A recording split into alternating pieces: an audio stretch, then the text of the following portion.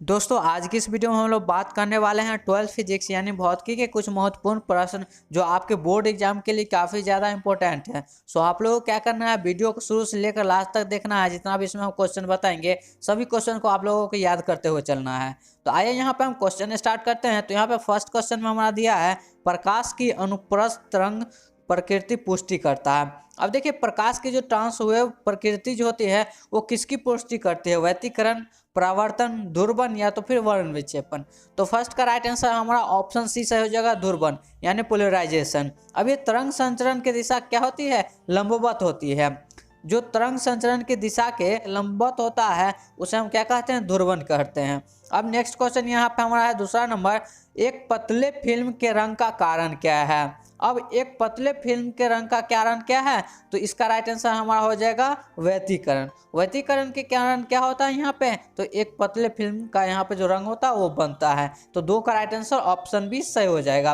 अब तीसरा नंबर हम क्वेश्चन देखते हैं। तो इसमें है कि एक द्वितल लेंस आभासी प्रतिबिंब बना सकता है यदि वस्तु स्थित हो। अब देखिए कि एक बाइफोकल लेंस है वो आभासी प्रतिबिंब कब बना सकता है, यानी जब वस्तु क्या हो, प्रकाश केंद्र और फोकस के बीच हो, या तो फिर फोकस पे हो या तो फिर फोकस और 2f यानी डबल फोकस के बीच हो, या अनंत पे हो। तो किस टाइम एक यहाँ पे बाइफोकल लेंस है, द्वितल लेंस, वो आभासी प्रतिबिंब बना सकता है।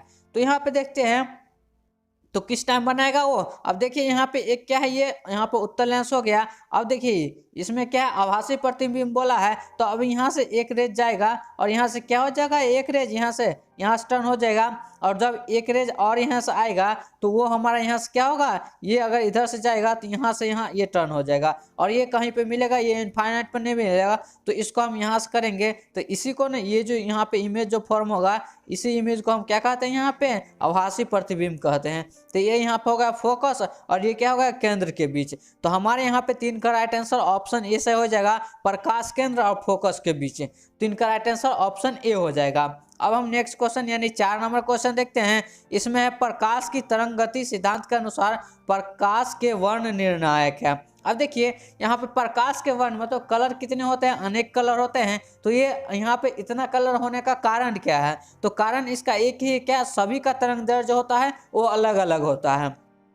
अगर आपसे कोई पूछे कि प्रकाश के अलग अलग रंगों का कारण क्या है, तो उसका अलग अलग तरंग दैर्ध्य है। अलग अलग तरंग दैर्ध्य के कारण क्या होता है, उसका रंग अलग अलग हो जाता है। तो यहाँ पे क्या हो जाएगा, इसका राइट आंसर ऑप्शन डी सही हो जाएगा। अब 5 नंबर क्वेश्चन में दिया है, निम्नलिखित में से किस वस्तु द्वारा आभासी प्रतिबिंब प्राप्त किया जा सकता है, यानी किस दर्पण के द्वारा यहाँ पे आभासी प्रतिबिंब प्राप्त किया जा सकता है। जिसमें ऑप्शन में दिया है केवल समतल दर्पण द्वारा, केवल अवतल दर्पण द्वारा, केवल उत्तल दर्पण द्वारा, या तीनों द्वारा। तो यहाँ पे 5 का जो राइट आंसर ऑप्शन यहाँ पे क्या हो जाएगा, डी हो जाएगा। क्या, तीनों अवतल के द्वारा। क्या हो जाएगा, समतल दर्पण के द्वारा भी यहाँ पे आभासी प्रतिबिंब प्राप्त किया जा सकता है, अवतल दर्पण के द्वारा भी और उत्तल दर्पण के द्वारा भी। लेकिन समतल दर्पण में जो आभासी प्रतिबिंब होता है वो पहले के बराबर भी होता है और उत्तल दर्पण में छोटा हो जाता है, और अवतल दर्पण में क्या होता है, आभासी प्रतिबिंब बड़ा हो जाता है। तो अब यहाँ पे क्या हो जाएगा, हमारा 5 का राइट आंसर ऑप्शन डी बिल्कुल सही हो जाएगा। अब 6 नंबर क्वेश्चन देखते हैं, स्वस्थ व्यक्ति के लिए स्पष्ट दृष्टि की न्यूनतम दूरी क्या है। अब देखिए कि एक कोई स्वस्थ व्यक्ति है, अब उसका हम कैसे जांच करेंगे कि उसकी जो यहाँ पे आंख की जो यहाँ पे दृष्टि देखने की जो न्यूनतम दूरी वो कितनी होती है, तो 25 सेंटीमीटर होती है। यदि मान लीजिए कि हम किसी व्यक्ति से 25 सेंटीमीटर की दूरी पे कोई वस्तु रखें, अगर वो उसको स्पष्ट रूप से पढ़ पाता है तो इसका मतलब क्या है कि वह स्वस्थ व्यक्ति है। अगर उसको वो स्पष्ट रूप से नहीं देख पाता, इसका मतलब क्या होगा कि उसके दृष्टि में कोई दोष आ गया है। तो इसके लिए क्या होगा, 25 सेंटीमीटर उसके लिए यहाँ पे न्यूनतम दूरी रखी गई है। तो 6 का राइट आंसर ऑप्शन बी हो जाएगा, 25 सेंटीमीटर। अब यहाँ पे 7 नंबर क्वेश्चन है कि यदि प्रकाश की तरंग दैर्ध्य लैम्डा तथा प्रकीर्णित प्रकाश की तीव्रता आई हो, तो यहाँ पे आई इज डायरेक्टली प्रोपोर्शनल या आई किसके अनुपाती होगा। तो आइए उसके बारे में यहाँ पे बात करते हैं। तो अब सबसे पहले देखते हैं कि ये जो प्रकाश का जो तरंगदैर्ध्य नियम है, ये सबसे पहले दिया कौन था, तो ये दिए थे लॉर्ड रेले। यानी क्या कि ये कौन सा सबसे पहले दिए थे, तो ये जो नियम दिए थे वो लॉर्ड रेले दिए थे। और ये कब दिए थे, तो यहाँ पे वो मालूम नहीं है एग्जैक्ट डेट, लेकिन ये होता किसके अनुक्रमानुपाती है या तो फिर व्युत्क्रमानुपाती, वो उसके बारे में बात करते हैं। तो अब यहाँ पे है कि यदि प्रकिरणित प्रकाश की जो कण होती है, अब देखिए यहाँ पे क्या है, प्रकिरणित प्रकाश की जो छोटा छोटा कण होता है वो क्या है, जब वो तरंगदैर्घ्य से छोटा हो, जब ये क्या हो कि ये छोटा हो किसके, तरंगदैर्घ्य से, तो उस कंडीशन में हम क्या कहते हैं, यहाँ पे उसकी तीव्रता जो होती है ओ आई इज यहाँ पे क्या होता है, लेमडा यहाँ पे 4 टाइम्स के व्युत्क्रमानुपाती होता है, जो कि ऑप्शन डी में दिया हुआ है। तो 7 का राइट आंसर हमारा क्या हो जाएगा, ऑप्शन डी बिल्कुल सही हो जाएगा। अब 8 नंबर क्वेश्चन में दिया है विनाशी व्यतिकरण के लिए पथांतर क्या होना चाहिए, विनाशी व्यतिकरण के लिए पथांतर क्या होना चाहिए, तो इसका यहाँ पे हो जाएगा ऑप्शन बी से हो जाएगा 2n+1, यहाँ पे λ/2 हो जाएगा। तो 8 का राइट आंसर ऑप्शन बी सही हो जाएगा। अब यहाँ पे क्या होता है, व्यतिकरण का भी दो यहाँ पे होता है पार्ट, यानी दो प्रकार का होता है, एक संपोषी व्यतिकरण होता है, दूसरा क्या होता है, विनाशी व्यतिकरण होता है। अब संपोषी जो व्यतिकरण है, संपोषी व्यतिकरण में क्या होता है, प्रकाश की जो तीव्रता होती है ये क्या होती है, मैक्सिमम होती है, और विनाशी जो व्यतिकरण है इसमें प्रकाश की तीव्रता क्या होती है, मिनिमम यानी न्यूनतम होती है, और इसका पथांतर क्या होता है, तो 2n+1 λ/2 होता है। अब यहाँ पे 9 नंबर क्वेश्चन है, द्विप्रिज्म के कोण को बढ़ाने से फ्रिंज की चौड़ाई क्या हो जाएगी, बढ़ती है, घटती है, वही रहती है या अनिश्चित हो जाएगी। तो सबसे पहले देखते हैं कि इसका जो यहाँ पे फ्रिंज की चौड़ाई या तो फिर कोण क्या होता है। तो ये जो इसको हम क्या लिखते हैं, फ्रिंज की चौड़ाई को हम बीटा से डिनोट करते हैं, और बीटा बराबर क्या होता है, a+b, यहाँ पे ये 2 है, और यहाँ पे होता है μ-1 इंटू अल्फा, जो कि अल्फा यहाँ पे क्या है, इसके यहाँ पे कोण है, यानी द्विप्रिज्म का कोण क्या होता है, अल्फा होता है। अब देखिए कि यहाँ पे क्या है, अल्फा क्या है, अगर हम मान लीजिए कि अल्फा बढ़ाएंगे तो हमारा यहाँ पे बीटा क्या हो जाएगा, डिक्रीज करने लगेगा। जब कोण बढ़ाएंगे तो बीटा यहाँ पे बीटा क्या है, फ्रिंज की चौड़ाई है वो घटने लगेगा। तो यहाँ पे क्या हो जाएगा, 9 नंबर का सही ऑप्शन ऑप्शन बी से हो जाएगा, घटती है। जब द्विप्रिज्म को कोण को बढ़ाएंगे तो उसकी चौड़ाई क्या हो जाएगी, यहाँ पे घटने लगेगी। अब 10 नंबर क्वेश्चन में है स्व प्रेरक तत्व का मात्रक क्या होता है, तो इसका क्या होता है, हेनरी होता है। क्या होता है इसका, ऑप्शन सी से हो जाएगा, हेनरी होता है। जो क्या होता है यहाँ पे VS पर, यानी क्या कि वोल्ट पर, यहाँ पे ये क्या होता है VS पर एम्पियर जो होता है उसी को हम क्या कहते हैं, इसका हेनरी कहते हैं। और इसको हम किससे डिनोट करते हैं, तो L से इसको हम हेनरी को डिनोट करते हैं। 11 नंबर क्वेश्चन में दिया है तप्त तार एमीटर मापता है उच्चतम मान, औसत मान, मूल औसत मान, या इनमें से कोई नहीं।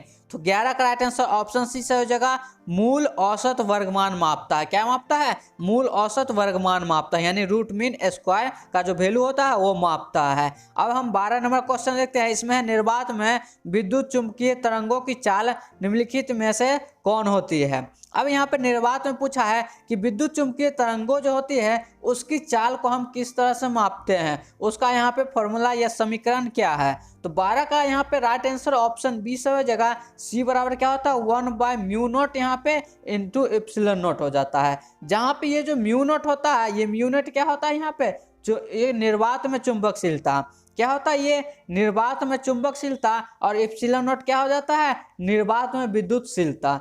μ0 हो गया यहाँ पे निर्वात में चुंबकशीलता, और यहाँ पे ε0 क्या हो गया, निर्वात में विद्युतशीलता हो गया। तो ये किसके बराबर, यानी C बराबर होता है 1/√μ0 इंटू ε0 के बराबर होता है।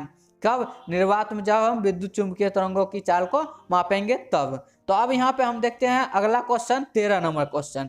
तो इसमें है प्रत्यावर्ती धारा परिपथ में अनुनाद की अवस्था में धारा तथा विद्युत वाहक बल के बीच कलांतर क्या होता है।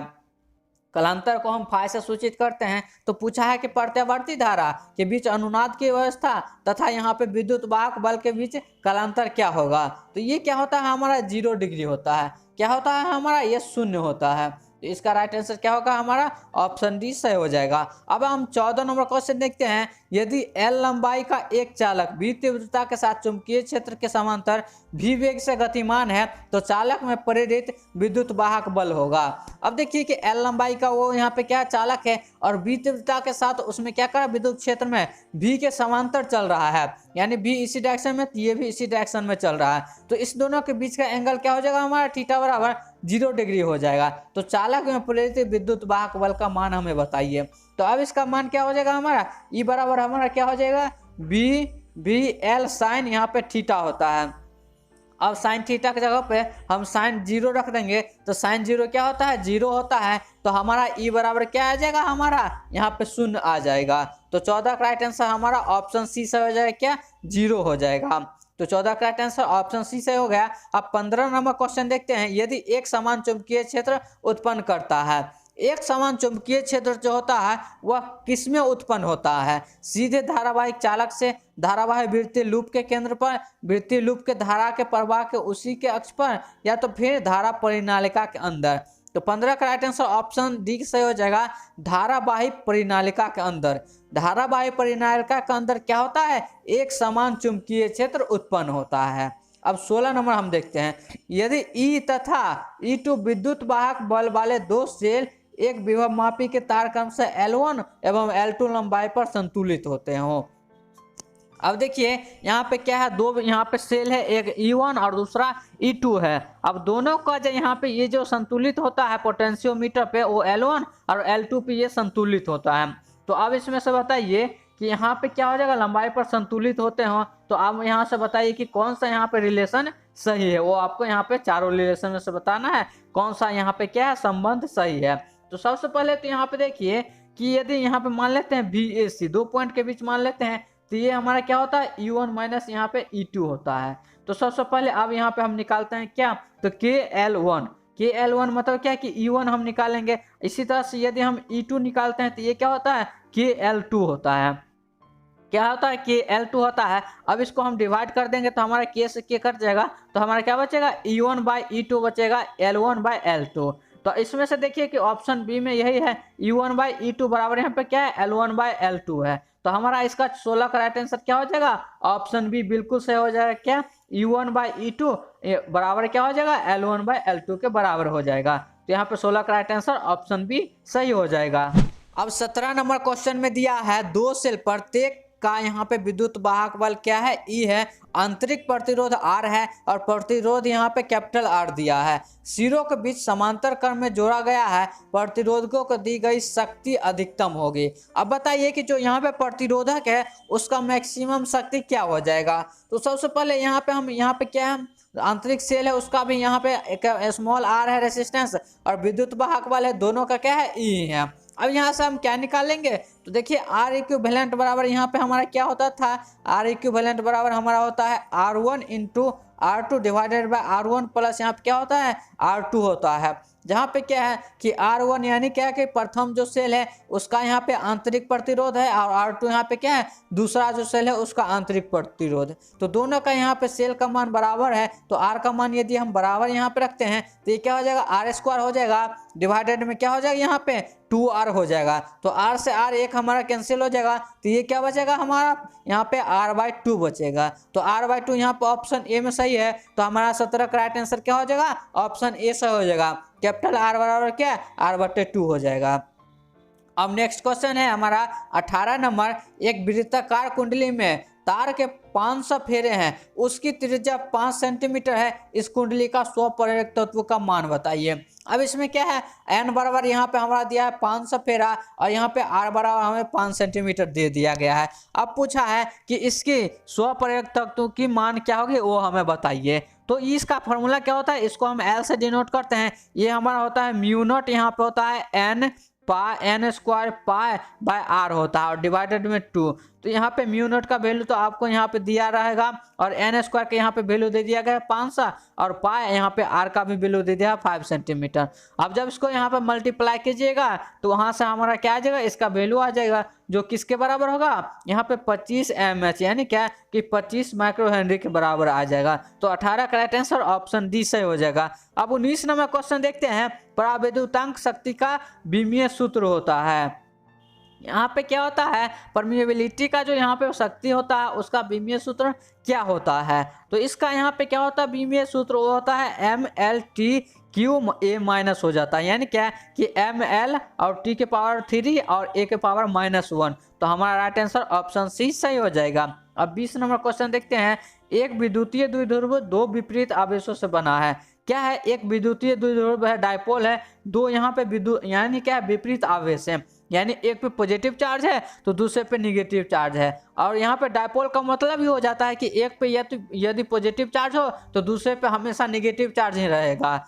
अब जिनके परिमाण क्या है यहाँ पे +3.2 गुने यहाँ पे 10⁻⁻9 कूलम है, और दूसरा का यहाँ पे सेम यहाँ पे है और वो माइनस में है, और उनके बीच की दूरी यहाँ पे हमें दे दिया गया है 2.4 गुने 10⁻−10 मीटर। तो अब पूछा है विद्युतीय द्विध्रुव का आघूर्ण बताइए, यानी क्या कि डायपोल मोमेंटम बताइए कि क्या होगा। तो डायपोल मोमेंटम यहाँ पे क्या हो जाएगा, तो यहाँ पे 20 का जो राइट आंसर है ऑप्शन बी से हो जाएगा क्या 7.68 गुने 10⁻−29 सेंटीमीटर हो जाएगा। अब यहाँ पे ये डायपोल मोमेंट क्या होता है, तो एक यहाँ पे सदिश राशि होता है और एक किस तरह से जाता है, तो निगेटिव से क्या होता है पॉजिटिव की ओर जाता है। तो यहाँ पे ये हमारा हो गया 20 का राइट आंसर ऑप्शन बी से हो जाएगा। अब यहाँ पे हम नेक्स्ट क्वेश्चन देखते हैं 21 नंबर क्वेश्चन, विद्युत आवेश का क्वांटम ईएसयू मात्रक में होता है, यानी जो विद्युत आवेश है उसका यहाँ पे क्वांटम ईएसयू मात्रक में उसका वैल्यू कितना होता है। तो उसका वैल्यू हमारा क्या हो जाता है, तो 4.78 गुने 10⁻⁻10 हो जाता है। तो 21 का राइट आंसर ऑप्शन ए सही हो जाएगा। अब हम 22 नंबर क्वेश्चन देखते हैं, इसमें यदि गोले पर आवेश 10 माइक्रोकूलम है, अब एक गोला है उस पर क्या है 10 माइक्रोकूलम उस पर आवेश है, तो अब पूछा है कि उसके सतह पर विद्युतीय फ्लक्स क्या होता है। तो सतह यहाँ पे क्या होता है, विद्युतीय फ्लक्स उसके सतह पर परपेंडिकुलर होता है। तो अब उसके सतह पर यहाँ पे हम निकालते हैं। सबसे पहले तो यहाँ पे हम फ्लक्स को हम फाई से सूचित करते हैं, और फाई बराबर हमारे यहाँ पे क्या होता है, तो इसको फाई बराबर हमारा होता है, ये हो जाता है हमारा क्या, फाई बराबर 1/ε0 क्या हो जाता है 1/ε0 हो जाता है। अब यहाँ से हम ε0 निकालेंगे तो क्या हो जाएगा 1/4πk आ जाता है। तो अब देखिए इसमें पूछता है निर्वात में, तो निर्वात में k का वैल्यू 1 आता है, लेकिन यहाँ पे निर्वात का यहाँ पे चर्चा नहीं किया है, इसलिए यहाँ पे इसका वैल्यू हम निकालते हैं तो क्या हो जाता है, तो फाई बराबर यहाँ पे हो जाएगा क्या, यहाँ पे 4 इंटू यहाँ पे 4π इंटू यहाँ पे क्या हो जाएगा 9 इंटू 9 पावर यहाँ पे हो जाएगा 9, और यहाँ पे गुने क्या हो जाएगा 10⁻⁻5 हो जाएगा। क्यों, क्योंकि हम यहाँ पे जो 10 कूलम था इसको हम कूलम में चेंज कर लिए, तो कूलम में चेंज कर लिए तो हमारा ये हो जाएगा। अब इसको गुना करते हैं तो ये क्या जाएगा 9 चौक 36 हो जाएगा, और ये माइनस में है और ये प्लस में है, तो हमारा यहाँ पे क्या हो जाएगा +4 बचेगा, जो कि ऑप्शन हमारा क्या है ऑप्शन ए में है। तो 22 का राइट आंसर ऑप्शन ए से हो जाएगा 36π गुने 10⁴ न्यूटन मीटर स्क्वायर पर कूलम हो जाएगा। अब 23 नंबर क्वेश्चन देखते हैं कि निम्नलिखित में से कौन सा विद्युत क्षेत्र का मात्रक नहीं है। अब बोला है कि इसमें 4 ऑप्शन दिया है, अब बोलिए कि इसमें कौन सा विद्युत क्षेत्र का मात्रक नहीं है। तो देखिए यहाँ पे न्यूटन पर कूलम ये भी विद्युत क्षेत्र का मात्रक होता है। वोल्ट पर मीटर को ही क्या कहते हैं न्यूटन पर कूलम कहते हैं, और यहाँ पे जूलम पर कूलम पर मीटर को ही क्या कहते हैं हम, तो यहाँ पे न्यूटन पर कूलम कहते हैं। अब ये ऑप्शन बी जो है ये क्या है जूल पर कूलम है।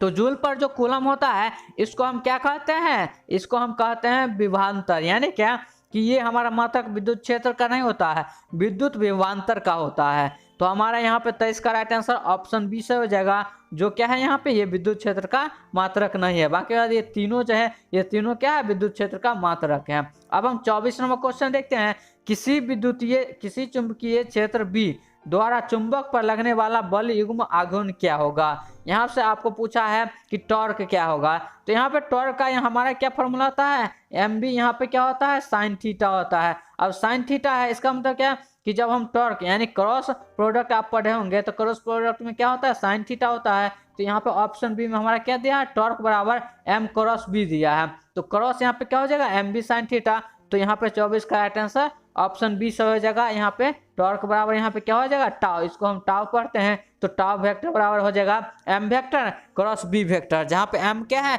यहाँ पे तो मोमेंटम है और बी क्या है यहाँ पे चुंबकीय क्षेत्र है। अब हम 25 नंबर क्वेश्चन देखते हैं, क्यूरी ताप के ऊपर लौह चुंबकीय पदार्थ हो जाते हैं। अब क्यूरी ताप के ऊपर लौह चुंबकीय पदार्थ किस तरह से बिहेवियर करता है इसके बारे में आपको बताना है।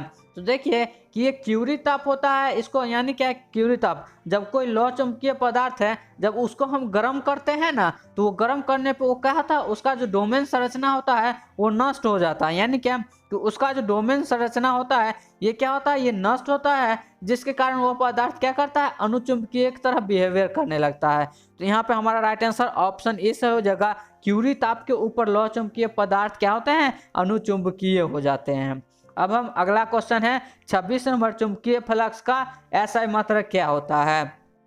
यानी चुंबकीय जो फ्लक्स है उसका SI मात्रक क्या होता है। तो इसका SI मात्रक वेबर होता है। वेबर हो गया इसका SI मात्रक। अब यहाँ पे ऑप्शन बी में क्या दिया, वेबर पर मीटर स्क्वायर दिया है। अब वेबर पर मीटर स्क्वायर को हम क्या कहते हैं, टेस्ला कहते हैं। तो ऑप्शन सी और ऑप्शन बी दोनों क्या है, बराबर ही हैं। और टेस्ला क्या होता है, तो चुंबकीय क्षेत्र का यहाँ पे SI मात्रक होता है, न कि चुंबकीय फ्लक्स का। तो 26 का राइट आंसर ऑप्शन ए से हो जाएगा। अगर आपसे पूछे चुंबकीय क्षेत्र का तो आप वेबर पर मीटर स्क्वायर भी लगा सकते हैं या टेस्ला भी लगा सकते हैं, दोनों क्या होता है, बराबर ही होता है। अब 27 में है, विद्युत चुंबकीय स्पेक्ट्रम के किस भाग में हाइड्रोजन की लाइमन श्रेणी पाई जाती है। अब विद्युत चुंबकीय स्पेक्ट्रम है, उसमें पूछा है कि हाइड्रोजन का यहाँ पे कौन से श्रेणी में पाया जाता है। हाइड्रोजन की लाइमन श्रेणी में क्या पाई जाती है, एक्स किरण, दृश्य, अवरक्त या परावैंगनिक किरण। तो हमारा यहाँ पे 27 का जो राइट आंसर है ऑप्शन डी से हो जाएगा, परावैंगनिक किरण। क्योंकि कि इसमें हायर ऑर्बिट से लोअर ऑर्बिट जाते हैं, इसलिए इसमें क्या होता है, लाइमन श्रेणी में क्या होता है, हायर ऑर्बिट से हम लोअर ऑर्बिट की जाते हैं। तो हमारा राइट आंसर डी हो जाएगा, परावैंगनिक। 28 नंबर क्वेश्चन में है, नोर गेट का बूलियन व्यंजक क्या होता है। नोर गेट का जो बूलियन व्यंजक होता है वो क्या होता है, यहाँ पे ए प्लस यहाँ पे बी का यहाँ पे bar is equal to y होता है। अब देखिए बूलियन व्यंजक में क्या होता है कि इसमें हम केवल 2 डिजिट का उपयोग करते हैं, एक 0 और एक 1 का उपयोग करते हैं, जिसमें हम 0 को मिनिमम की तरह और 1 को मैक्सिमम की तरह ट्रीट करते हैं। अब देखिए कि जैसे मान लेते हैं ए बराबर 0 और बी बराबर 1 हुआ, तो हमारा क्या आ जाएगा इधर, ये हो जाएगा 1। अब ये 1 हो गया तो 1 का बार क्या हो जाएगा, हमारा 0 आ जाएगा। क्योंकि इस 2 डिजिट का हम उपयोग करते हैं तो ये 0, तो हमारा इसमें क्या आ जाएगा, 0 आ जाता है। तो इस तरह से हमारा नॉर गेट का बूलियन व्यंजक यहाँ पे ऑप्शन डी हो जाएगा, ए प्लस बी का बार इक्वल टू वाई हो जाएगा। अब 29 नंबर क्वेश्चन में है, टीवी प्रसारण के लिए किस आवृत्ति प्रास का उपयोग होता है। अब देखिए कि यहाँ पे टीवी का जो प्रसारण होता है उसमें हम किस आवृत्ति का यहाँ पे उपयोग करते हैं। तो देखिए टीवी का प्रसारण किस तरह से होता है, तो यहाँ पे मान लीजिए कि एक सैटेलाइट है। अब यहाँ से एक यहाँ पे किरण को भेजा जाता है, एक यहाँ पे रे को भेजा जाता है, और इससे क्या करता है, ये रिफ्लेक्ट होकर फिर हमारे यहाँ पे जो एंटीना होता है ये एंटीना पर आता है, जिससे हमारे क्या होता है, वो प्रसारण हमें दिखता है। तो अब देखिए कि इसमें किस हमारे आवृत्ति यहाँ पे प्रास का उपयोग करते हैं, रेंज का। तो 29 का यहाँ पे राइट आंसर हो जाएगा सी, यानी क्या कि 30 मेगाहर्ट्ज से लेकर 300 मेगाहर्ट्ज तक उपयोग करते हैं। अब आपके मन में एक और क्वेश्चन होगा कि इससे कम या इससे ज़्यादा क्यों नहीं उपयोग करते हैं। तो देखिए यदि 30 मेगाहर्ट्ज से कम आवृत्ति का यहाँ पे हम उपयोग करेंगे तो इधर से यदि हम इस रे को भेजेंगे तो क्या होगा, यहाँ पे जो सैटेलाइट लगा हुआ है या तो फिर आयन मंडल या कुछ हो, उससे क्या होगा, ये यहाँ पे ये रिफ्लेक्ट ही नहीं कर पाएगा। यानी क्या कि ये मान लेते हैं यहाँ पे एक सैटेलाइट है। अब इस यहाँ से हम क्या भेजें, इस यहाँ पे आवृत्ति यानी क्या 30 मेगाहर्ट्ज से किसी कम आवृत्ति वाले प्रास को यहाँ से भेजेंगे तो ये क्या हो जाएगा, यहाँ से ये रिटर्न आ जाएगा, यहाँ इसमें रिफ्लेक्ट नहीं होगा तो क्या होगा, हमारे एंटीना पर ना आके उससे पहले ही कहीं चला जाएगा, जिससे क्या होगा, यहाँ पे सिग्नल हमें नहीं मिल पाएगा। अगर हम 300 मेगाहर्ट्ज से ज़्यादा का यूज करते हैं तो क्या हो जाएगा कि ये आयन मंडल को पार कर जाएगा, यानी जिससे रिफ्लेक्ट होगा उसको उसी को पार कर जाएगा, जिससे क्या होगा कि हमारा उससे भी सिग्नल नहीं मिल पाएगा, जिससे हमारा टीवी प्रसारण नहीं हो पाएगा। तो यहाँ पे 29 का राइट आंसर ऑप्शन सी से हो जाएगा, 30 मेगाहर्ट्ज से लेकर 300 मेगाहर्ट्ज तक का उपयोग करते हैं। अब 30 नंबर क्वेश्चन में है, यहाँ पे क्या है दिया हुआ, TH 230 और यहाँ पे 90 दिया हुआ है, में एक परमाणु में न्यूट्रॉन की संख्या क्या होगी। तो अब देखिए सबसे पहले यहाँ पे अगर इस तरह का आपको कोई कंपाउंड दे दे तो यहाँ पे ये किसको डिनोट करता है और ये किसको डिनोट करता है, वो आपको सबसे पहले अच्छी तरह से याद रहना चाहिए। तो ऊपर वाला ये 230 जो होता है ये क्या करता है, परमाणु द्रव्यमान को यहाँ पे दर्शाता है। क्या दर्शाता है, ये द्रव्यमान को दर्शाता है। और ये जो 90 है ये क्या किसको दर्शाता है, तो परमाणु संख्या को दर्शाता है। किसको दर्शाता है, तो ये परमाणु संख्या को दर्शाता है। तो अब देखिए यहाँ पे द्रव्यमान और परमाणु संख्या हमें मालूम है, तो अब हम इसको किस तरह से निकाल सकते हैं। तो न्यूट्रॉन बराबर हमारा क्या होता है, A-Z होता है।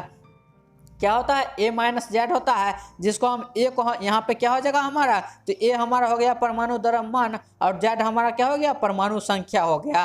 तो 230 हमारा परमाणु द्रव्यमान है, यहाँ पे माइनस क्या हो जाएगा, 90 हो जाएगा। तो हमारा क्या बचेगा यहाँ पे, 1 से यहाँ पे 40 बचेगा, जो हमारा क्या हो गया, न्यूट्रॉन की संख्या हो गई, जो ऑप्शन बी में है। तो 30 का राइट आंसर हमारा क्या हो जाएगा, ऑप्शन बी बिल्कुल सही हो जाएगा। 31 नंबर क्वेश्चन में है, पी प्रकार के अर्धचालक में आवेश वाहक होते हैं, यानी पी टाइप का जो सेमीकंडक्टर होता है उसमें किसके कारण करंट का फ्लो होता है। तो अब इसमें जो होता है वो किसके कारण करंट फ्लो होता है, तो होल के कारण फ्लो होता है, यानी छिद्र के कारण इसमें करंट का फ्लो होता है। लेकिन यहाँ पे आपको इस चारों ऑप्शन में से कोई ऑप्शन नहीं दिया है, तो इसमें क्या हो जाएगा, इस चारों में से आपका किसी में सही ऑप्शन नहीं है, तो इसका राइट आंसर हमारा क्या हो जाएगा, छिद्र इसका राइट आंसर होता है। यानी क्या कि पी प्रकार जो अर्धचालक होता है उसमें आवेश वाहक क्या होता है, तो छिद्र यानी होल होता है। और अगर पूछे कि एन टाइप में क्या होता है, तो एन टाइप का आंसर इलेक्ट्रॉन होता है, और पी टाइप में क्या होता है, तो होल यानी छिद्र होता है। तो अब यहाँ पे नेक्स्ट क्वेश्चन देखते हैं 32 नंबर। तो इसमें क्या दिया हमारा, निम्नलिखित में सही अंकीय संचार का उदाहरण नहीं है। अब देखिए यहाँ पे अंकीय संचार पूछा है, तो ईमेल हो गया, सेलुलर फोन हो गया, टेलीविजन हो गया, संचार उपग्रह हो गया। तो अब इससे क्या करते हैं हम, संचार का यहाँ पे क्या करते हैं, इसमें एक जगह से दूसरे जगह प्रसार करते हैं। और इसमें हमारा टेलीविजन है, इसमें क्या करते हैं, अंकीय संचार में हम उपयोग नहीं करते हैं। तो 32 का राइट आंसर हमारा ऑप्शन सी यानी टेलीविजन इसका सही आंसर हो जाएगा। अब 33 नंबर में दिया और गेट का बूलियन व्यंजक क्या होता है। इससे पहले हम नॉर गेट का देखे हैं, अब और गेट का पूछा है कि और गेट का बूलियन व्यंजक क्या होगा। तो और गेट का यहाँ पे बूलियन जो व्यंजक होता है वो क्या होता है, ए प्लस बी बराबर वाई होता है। यानी क्या कि यहाँ पे 0 रखेंगे, यहाँ पे 1 रखेंगे तो ये वाई हो जाएगा, या तो फिर वहाँ पे 0 और यहाँ पे 1 रखिएगा ये यहाँ पे वाई हो जाएगा। यानी क्या कि इसका राइट आंसर ऑप्शन ए से हो जाएगा, a plus b equal to y हो जाएगा। अब 34 नंबर में है, परमाणु का आकार होता है। तो परमाणु का आकार कितना का होता है, तो 10⁻⁻10 मीटर का होता है, जिसको हम क्या कहते हैं यहाँ पे, पिकोमीटर भी कहते हैं। परमाणु का आकार क्या होता है, 10⁻⁻10 मीटर होता है, जिसको हम क्या कहते हैं, 100 पिकोमीटर कहते हैं। यानी 100 पिकोमीटर बराबर 10⁻⁻10 मीटर होता है। तो 34 का राइट आंसर ऑप्शन सी सही हो जाएगा। अब 35 नंबर क्वेश्चन देखते हैं, निम्नलिखित में से कौन सा कण अस्थायी है। निम्नलिखित में से ऐसा कौन सा कण है जो क्या होता है, अस्थायी होता है। तो यहाँ पे 35 का राइट आंसर ऑप्शन ए से हो जाएगा, न्यूट्रॉन। न्यूट्रॉन क्या होता है, अस्थायी यहाँ पे कण होता है। अब नेक्स्ट क्वेश्चन है यहाँ पे, 3 आवेश 1 माइक्रोकूलम 2 माइक्रोकूलम और 10 सेंटीमीटर भुजा वाले समबाहु त्रिभुज के कोने पर रखा है, सी बिंदु पर परिणामी बल कितना होगा। अब देखिए पूछा है, अब देखिए यहाँ पे हम एक त्रिभुज समबाहु त्रिभुज बना लेते हैं। इस पर मान लेते हैं 1 माइक्रोकूलम है, यहाँ पे 2 माइक्रोकूलम है, यहाँ पे 3 माइक्रोकूलम है, और इसका जो भुजा है वो क्या है, 10 सेंटीमीटर का, ये भी 10 सेंटीमीटर का और ये भी 10 सेंटीमीटर का होगा। तो इसमें तरह से अब इसका हम क्या निकालना है, परिणामी बल निकालना है। तो परिणामी बल यदि सी पॉइंट पे निकालते हैं तो वो क्या होता है हमारे यहाँ पे, एफ यहाँ पे एफ होता है, यहाँ पे ए सी है यानी सी है। यानी मान लेते हैं एक ऐसा त्रिभुज था, तो इस पॉइंट से लेकर इस पॉइंट के बीच कितना बल होगा, फिर हम निकालेंगे इस पॉइंट से लेकर इस पॉइंट के बीच कितना बल होगा, फिर हम निकालेंगे इस पॉइंट से लेकर इस पॉइंट के बीच कितना बल होगा, और तीनों बल का जोड़कर उसका हम अंडर स्क्वायर निकाल देंगे, तो हमारा क्या निकल जाएगा, उसका वैल्यू निकल जाएगा, जो कि कितने के बराबर आएगा, तो 3.12 न्यूटन के बराबर आएगा। यानी 36 का राइट आंसर ऑप्शन डी से हो जाएगा, क्या 3.12 न्यूटन के बराबर होता है। अब 37 नंबर क्वेश्चन दिया है, विभव मापी वोल्ट मीटर से ज्यादा सुग्राह्य होता है क्योंकि। अब देखिए कि विभव मापी जो होता है वो क्या होता है कि वोल्ट मीटर से बहुत अच्छा करंट को मापता है। यानी वोल्ट मीटर क्या करता है, करंट को मापने में थोड़ा बहुत गड़बड़ी भी कर देता है, लेकिन जो विभव मापी यानी पोटेंशियोमीटर होता है वो क्या करता है, इलेक्ट्रिसिटी को एग्जैक्ट मापता है। तो आप बोलिए सर यहाँ पे हम वोल्ट जनरली आप देखते होंगे क्या करता है, सभी वोल्ट मीटर का ही यूज करता है। तो ऐसा क्यों, क्योंकि विभव मापी जो होता है वो क्या होता है, उसमें कॉस्ट में ज़्यादा होता है और उसका जो कुछ स्ट्रक्चर होता है वो बड़ा होता है, जिसके कारण हम यहाँ पे लोकल में वोल्ट मीटर का ही उपयोग करते हैं। लेकिन जब यहाँ पर बोलिएगा कि कौन सा एग्जैक्ट मेजर करता है, तो वो विभव मापी ही मेजर करता है। तो इसमें क्या हो जाएगा हमारा, विभव मापी अज्ञात विभवांतर वाले स्रोत से धारा नहीं खींचता है। क्या करता है ये, तो विभव मापी जो होता है वो अज्ञात विभवांतर वाले स्रोत से धारा नहीं खींचता है, जिसके कारण क्या करता है ये धारा का एग्जैक्ट वैल्यू हमें देता है। तो 37 का राइट आंसर ऑप्शन सी सही हो जाएगा। अब 38 नंबर क्वेश्चन में दिया है कमरे के ताप पर किसी ठोस पदार्थ की चुंबकीय प्रवृत्ति कैसी होती है।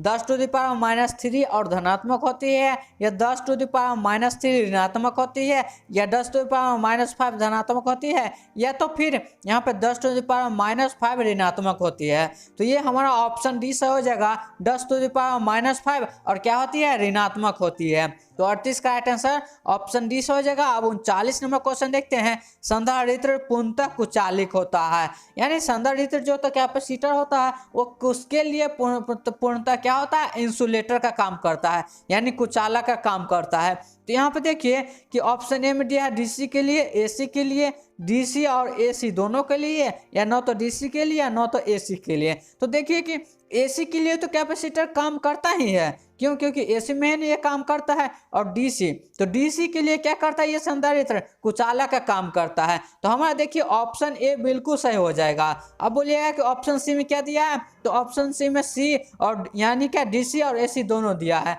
तो डीसी और एसी दोनों में तो कुचालक का काम नहीं करता है, यानी एसी में सुचालक का काम करता है। तो इसलिए हमारा इसका राइट आंसर ऑप्शन ए सही हो जाएगा।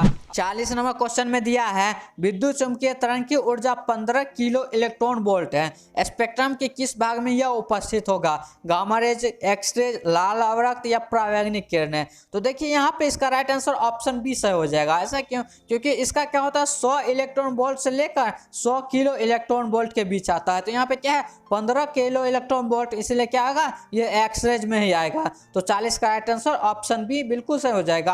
अब 41 नंबर क्वेश्चन देखते हैं। प्रकाश की किरण वायु से ग्लास यहाँ पे स्लेट पर आपतित होती है तो कुछ भाग परावर्तित तथा कुछ भाग अपवर्तित हो जाती है।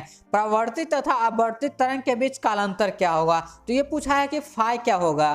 तो यहाँ पे क्या होता है फेज डिफरेंस। फाई मतलब क्या कि कालांतर मतलब फेज डिफरेंस। तो हम क्या होता है कि जब रेयर यानी क्या कि जब हम क्या करते हैं वायु से किसी डेंसर मीडियम में जाते हैं तो उसमें जो वाइब्रेशनल मोशन होता है उसके कारण उसमें कितना डिग्री का एंगल बनता है 180 डिग्री, यानी 180 डिग्री का एंगल बनता है। तो ये हमारा किसमें ऑप्शन सी में है, यानी पाई का वैल्यू क्या होता है 180 डिग्री ही होता है। तो यहाँ पर 41 का राइट आंसर ऑप्शन सी बिल्कुल सही हो जाएगा। अब हम नेक्स्ट क्वेश्चन 42 नंबर देखते हैं। इसमें है पतले फिल्म के रंग के बनने में प्रकाशीय पथांतर निर्भर नहीं करता है, यानी पतला फिल्म का जो रंग है उसमें प्रकाशीय पथांतर जो होता है वो किस पे निर्भर नहीं करता है, फिल्म की मोटाई पर, प्रकाश के तरंग दैर्घ्य पर, आपतन कोण पर, या स्लिट की चौड़ाई पर। तो देखिए उसकी मोटाई पर भी डिपेंड करता है और प्रकाश के तरंग दैर्घ्य पर तो ये डिपेंड भी करता है, यानी क्या होता है लैम्डा बराबर c/v होता है। ये भी क्या तरंग दैर्घ्य, आपतन कोण पर डिपेंड भी करता है, लेकिन ये जो स्लिट की चौड़ाई होती है इस पे क्या होता है